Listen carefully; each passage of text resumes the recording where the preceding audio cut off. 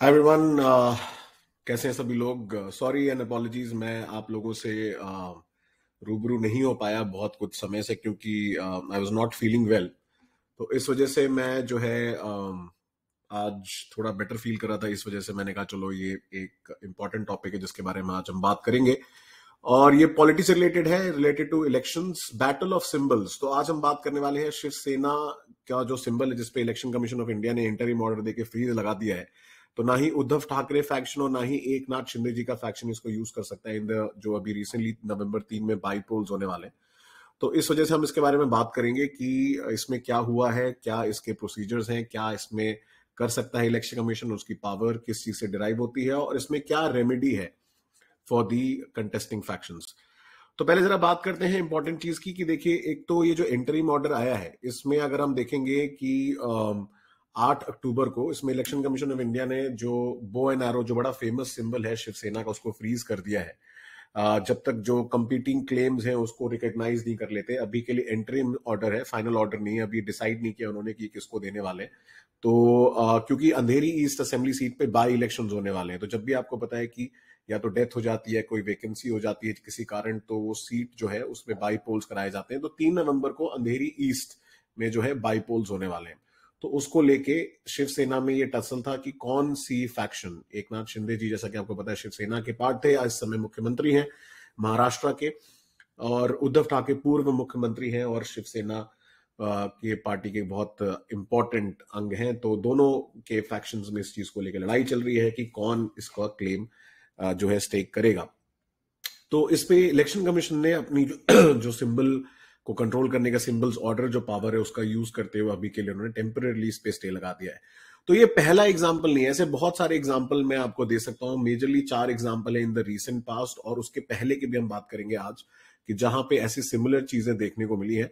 Last time election commission of India ने similar decision लिया था अक्टूबर 2021 में, जब इन्होंने बंगलो जो है, ये जो बंगलो जैसा आपको दिख रहा है, ये एक्चुअली में लोक जनशक्ति पार्टी है, उनका ये इलेक्शन सिंबल था।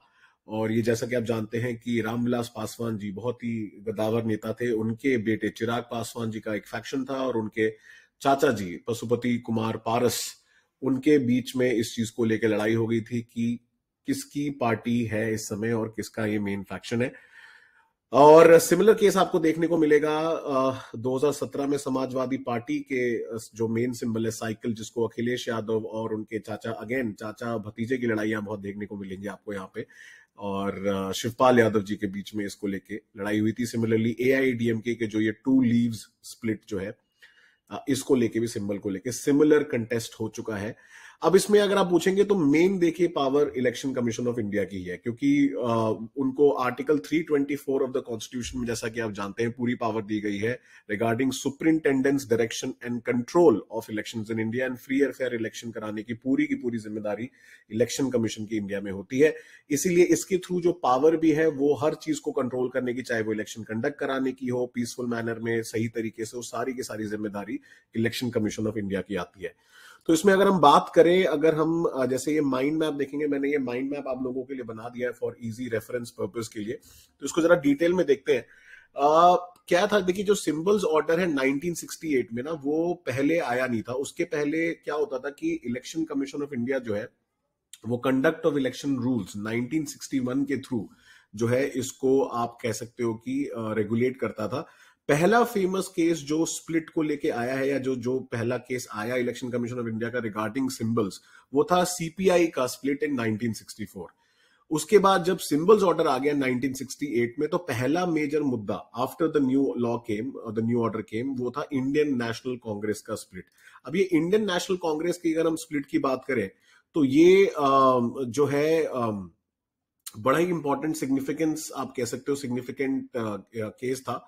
बिकॉज इस समय क्या था कि आप देखिए, जो इंडियन नेशनल कांग्रेस थी वो स्प्लिट हो गई थी। उसमें ओल्ड गार्ड थे जैसे कि कामराज साहब, नीलम संजीवा रेड्डी, निजलन गप्पा, अतुल्य घोष, तो इनको सिंडिकेट बोला जाता था।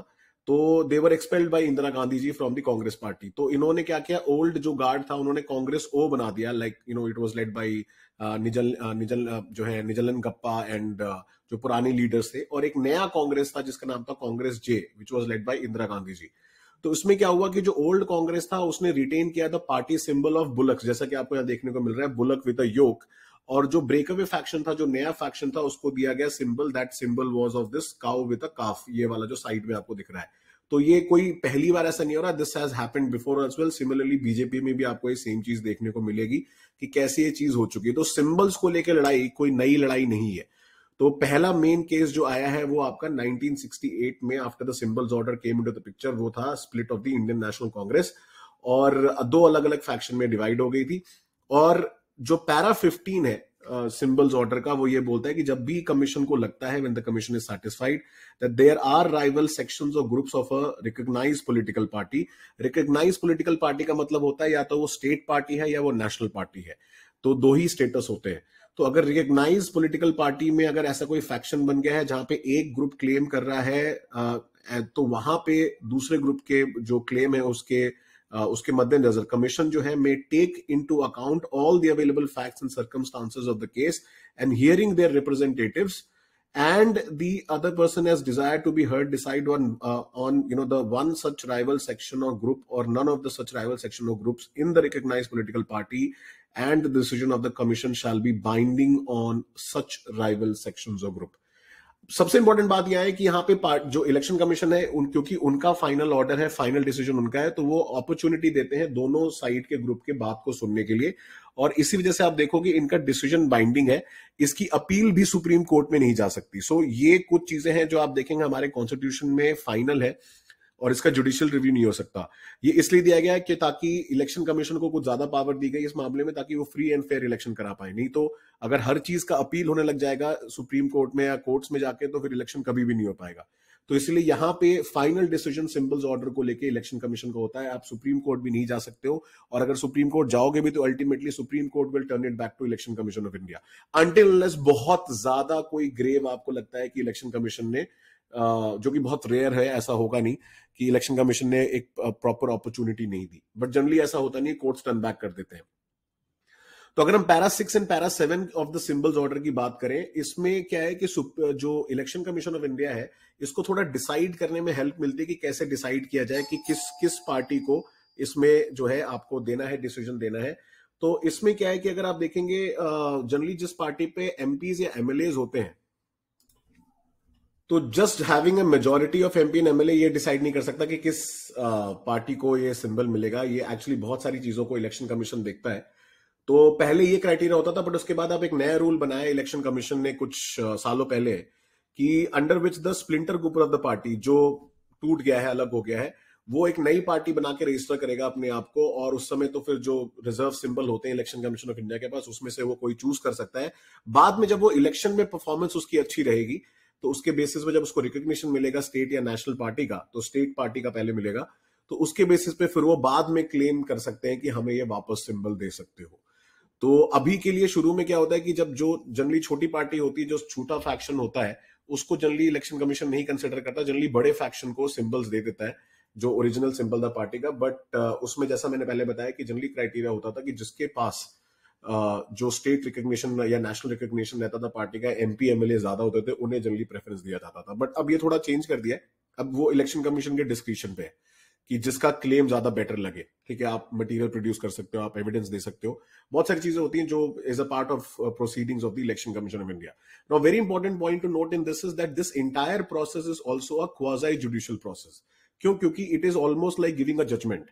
तो क्वाजी कोर्ट जैसे ऑर्डर्स हैं यहाँ पे आप देखोगे, बिकॉज ये सिंबल ऑर्डर दे रहे हैं इलेक्शन कमीशन ऑफ इंडिया, तो ये क्वाजी जुडिशियल प्रोसेस है, इस चीज का आपको ध्यान रखना है।